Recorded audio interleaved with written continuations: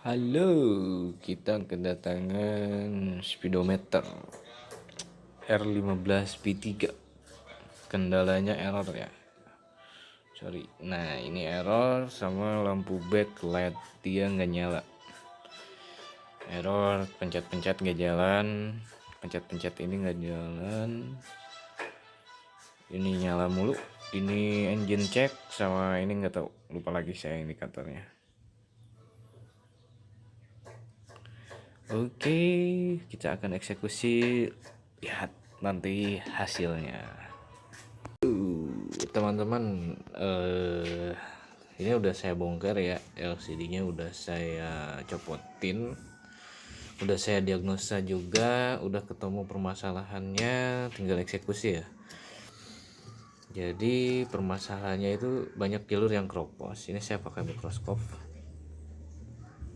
Jadi ini bukan mati sih, lebih tepatnya error ya. Errornya itu gara-gara habis dicuci dia jadi error.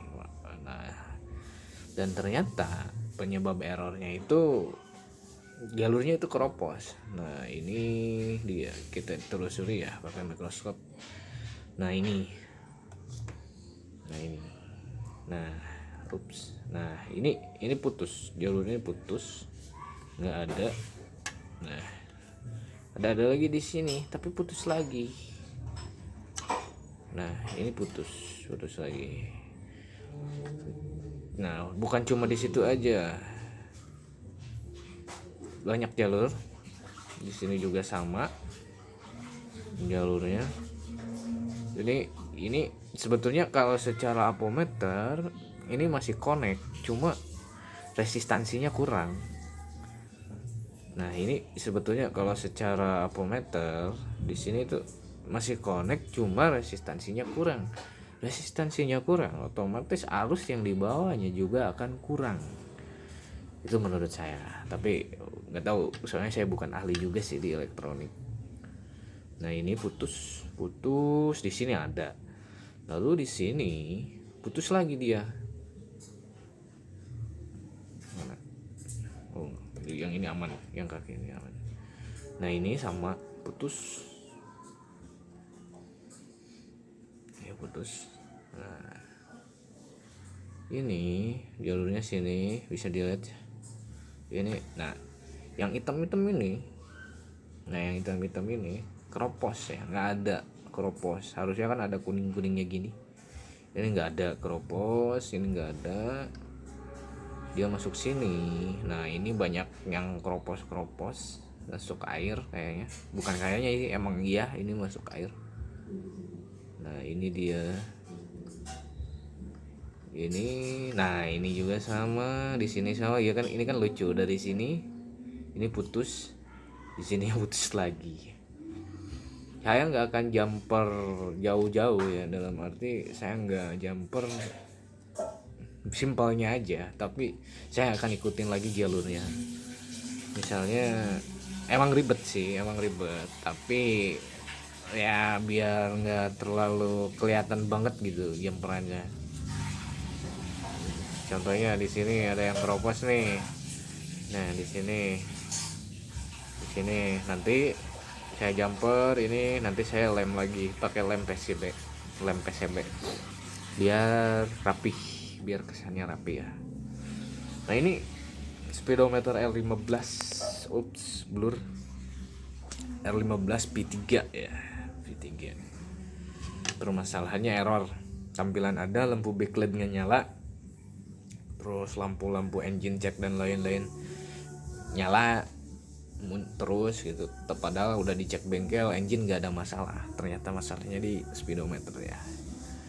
Ini udah, nanti di sini saya skip dulu, nanti saya eksekusi di penjamperan ini karena butuh waktu yang agak lumayan lama, jadi harus satu-satu. Jadi nanti intinya udah saya jelasin kembali,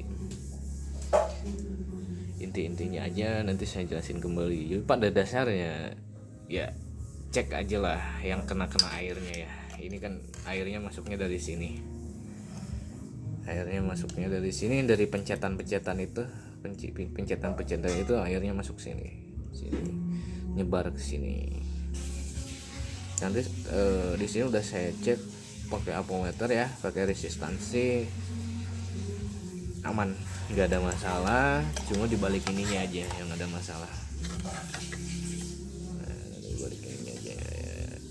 Nah, ini lebih enaknya pakai mikroskop.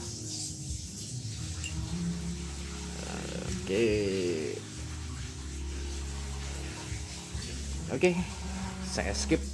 Nanti kalau udah down saya jelasin intinya aja, nilai intinya aja, ini kemana nanti saya jelasin ya. Ini dia hasil penyambungan ya, agak kabel yang kurang rapih karena terlalu kecil di sini. Nah, ada kabel yang kurang rapih ini karena di sini terlalu kecil, terlalu beresiko kalau dijamur ke sini. Akhirnya kita tarik ke sini aja. Ini putusnya dari sini ya, dari sini putus. Nah, biasanya kalau untuk R15 itu kalau ada error biasanya kalau belum terlalu lama, misalkan baru lah, belum terlalu lama errornya, itu biasanya kendalanya hanya di sini, yaitu jalur lampu ya, jalur 8 volt ke sini ke lampu backlight. Berhubung ini udah agak lama, jadi ada 1 2 3 4 5 jalur yang putus. Ini yang putus, ini putus, ini semua jalur mengarah ke sini. Ini juga putus, ini di sini putus. Jadi ke lampu sen, kalau nggak salah ini untuk lampu sen dia nggak jalan. Nah, ini udah saya sambung dan hasilnya ini lampu backlight menyala.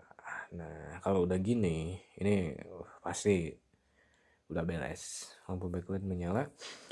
Dan ini kendalanya itu yang pertama, dia ada error ya, yang errornya itu biasanya karena si lampu backlight ini nggak nyala biasanya.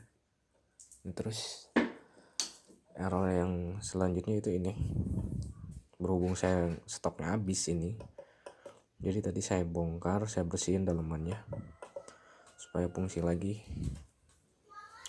Cara cek ini fungsi enggaknya gampang, kalian tinggal nyalain pakai apometer ya, pakai apometer ini, ke apometer.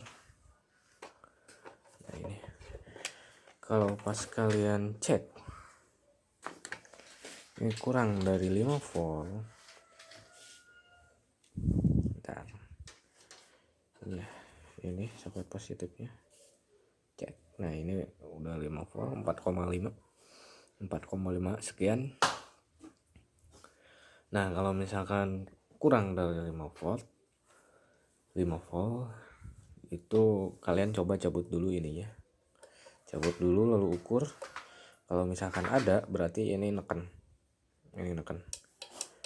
meskipun dipencet-pencet gini bunyi, tapi tetap dia neken, dia terjadi konslet ya. Ini kemasukan air ke sini, akhirnya di dalam ini karat.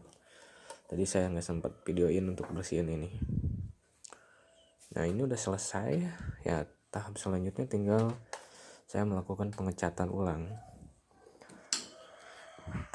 untuk yang korosi ini. Ini saya cat dulu pakai cat PCB, ya. Tujuannya sih supaya si karatnya itu nggak kesana kemari ya.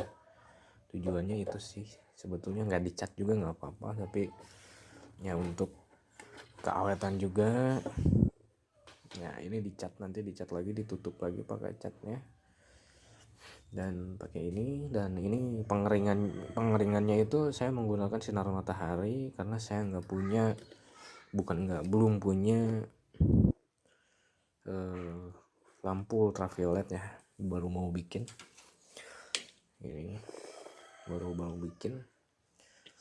jadi belum punya. Untuk lampu ultravioletnya, jadi ya sekarang masih manual, masih harus pakai sinar matahari. Nah untuk pengecatannya sendiri gampang ya, kita cat kayak gini aja. Nah ini salah satunya, gampang kita cat kayak gini aja, tutup aja bekas kerokan kita itu pakai cat. Enggak juga nggak apa-apa sebetulnya, tapi ini saya untuk supaya lebih tahan lama aja ya, menjaga ini. Oh sorry, ini bekas-bekas solderannya ini.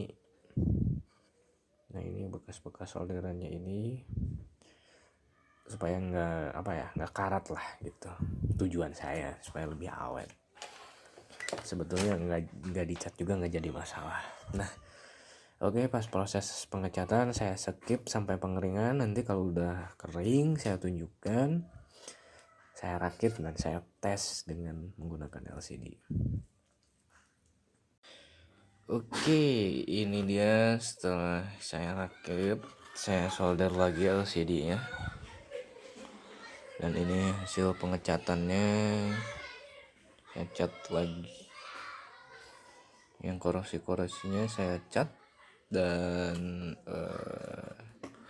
kita coba nyalakan. Silo dari bawah ya. Ini udah nyala, udah normal. Ini tandanya udah normal. Nah ini error 1, dia karena nggak baca ECU ya, nggak baca ECU jadi error 1. Kalau sebelumnya kan belum juga loading udah langsung error gitu. Ini untuk backlightnya udah nyala, bisa teman-teman lihat di sini. Nah itu backlightnya udah nyala. Nah backlightnya udah nyala, karena tampilannya belum negatif display jadi nggak terlalu kelihatan ya, nggak terlalu terang gitu si lampunya, karena tampilannya belum negatif display. Ini udah oke, udah bagus, dan ini udah selesai. Kita konfirmasi sama yang punya. Nanti pas di motor saya cobain lagi, saya videokan. Kalau ini secara kelistrikan atau secara arus udah normal, tidak ada masalah, tinggal dicoba ke motor, coba untuk pencet-pencetan ini. Kalau secara ini masih oke sih, masih bagus. Nanti kita coba, kita tunggu yang punya motor kesini, nanti kita videokan ya.